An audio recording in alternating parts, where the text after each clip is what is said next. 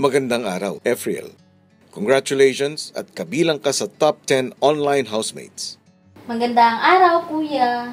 Nais ko lang malaman ang iyong saloobin sa aking pinagawang Lucky Group Task. Anong masasabi mo? Sabi ko lang po talaga dun sa group task po namin, Kuya.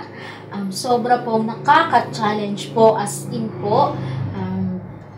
Tsaka nawindang po talaga ako dun sa group task namin, Kuya. Nahirapan ka ba sa ipinagawa ko sa inyo?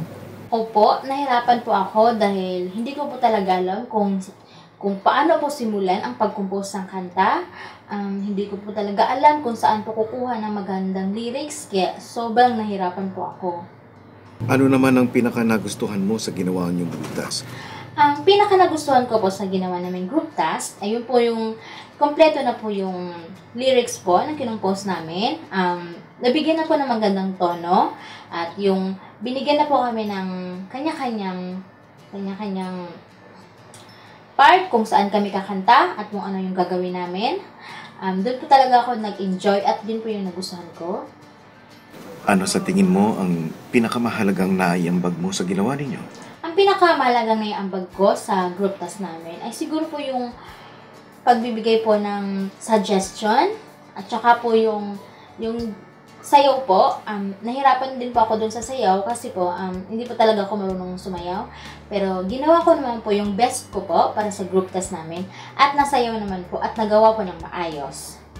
Sino sa mga kasamahan mo ang sa tingin mo ay may pinakakaunting naiambag sa ginawa niyong task? Wala naman po akong kagrupo po na may pinakakaunting naiambag dahil po umpisa pa lang po ng pagbigay po ng group task ay nag-usap-usap na po kami. Lahat naman po na may kooperasyon naman po ang lahat. Yung iba po ang nagbigay po ng kanya-kanyang ambag sa lyrics. Yung iba suggestion po, mga opinion po nila.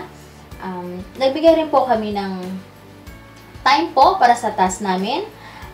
Binigyan po namin ito ng atensyon, kaya po nagawa po ng maganda yung group task po namin. Bukod sa'yo, sino sa mga kasama mo ang nagpakita ng husay sa inyong Lucky Group Task? Ang nagpakita talaga ng husay sa ginawa namin group task ay si Glenn po at saka si Kelvin. Si Glenn po kasi siya po talaga nagbigay ng magandang tono dun sa kinumpose naming kanta.